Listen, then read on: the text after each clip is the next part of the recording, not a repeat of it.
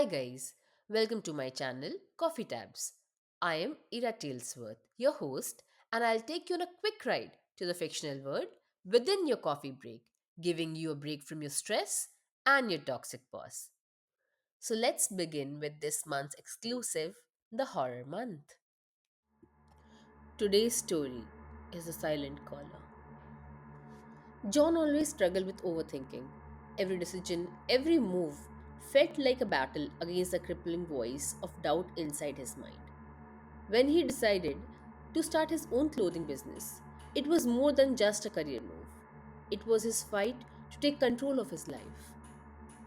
But sometimes, the things that we think we control have a way of controlling us. It all started with that phone call.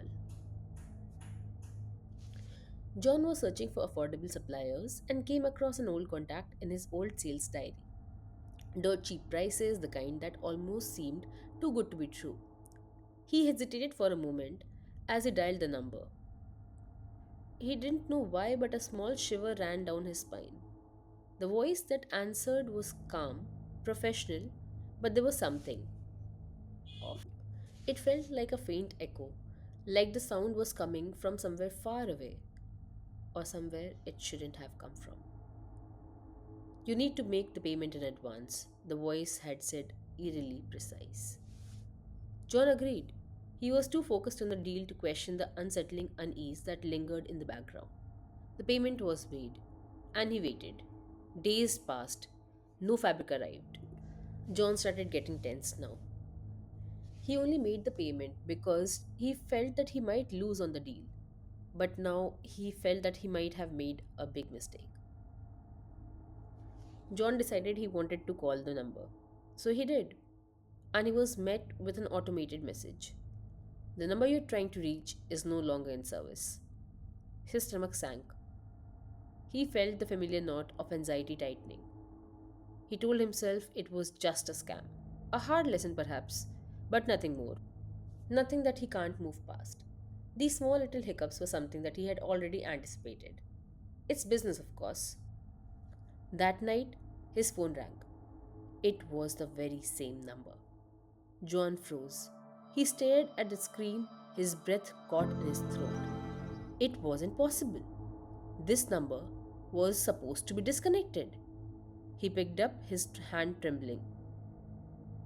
Uh, hello? He whispered. No response, just silence. A deep, hollow silence. The kind that seems to stretch on forever. He hung up immediately. He was very scared. But he received a call again, right at the moment that he felt that he was going crazy. The phone just kept ringing. Same number, same silence. This continued throughout the night. Call after call, ring after ring. The silence on the other end wasn't just absence, it felt alive, oppressive, as though something or someone was there, waiting and watching. By morning, John was a wreck. He told himself it was a hallucination. The stress, the sleepless nights, they were finally catching up to him. And so he just laughed onto himself and made himself a coffee. But the calls did not stop. Even during the day, the calls did not stop. In the daylight, the same number flashed on his phone screen over and over again. And then John did something desperate. He decided he's going to call the number back. The automated voice answered this time. The number you're trying to reach is no longer in service. He exhaled, relieved. Of course, it is hallucination. I am hallucinating. I need to sleep. I just need some sleep. And so John thought to himself that he should head to bed straight. He listened to the call. There was a long silence, and as soon as he was about to hang up, a whisper, a distorted, broken, and laced with venom whisper, was heard on the other end. You seem to have forgotten me, John, but I won't let you forget me. I have come back. We need to settle our debts. John's world crumbled in that moment. The whisper wasn't just a voice, it was memory, buried deep but clawing its way back to the surface. Years ago, desperate for quick money, John had scammed an old business owner, a man at the brink of ruin, a man who completely trusted him.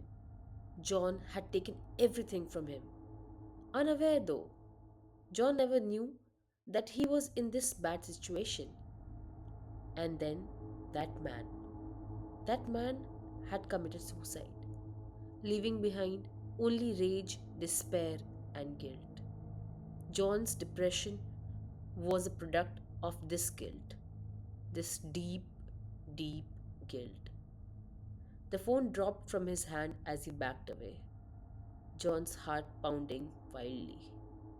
The calls weren't from a stranger, they even weren't from the living. They were from the past, his own past, and it had come back to collect its debts. If you like this story and want to hear more stories like this, don't forget to like, comment, and share. And please do subscribe to my channel, Coffee Tabs.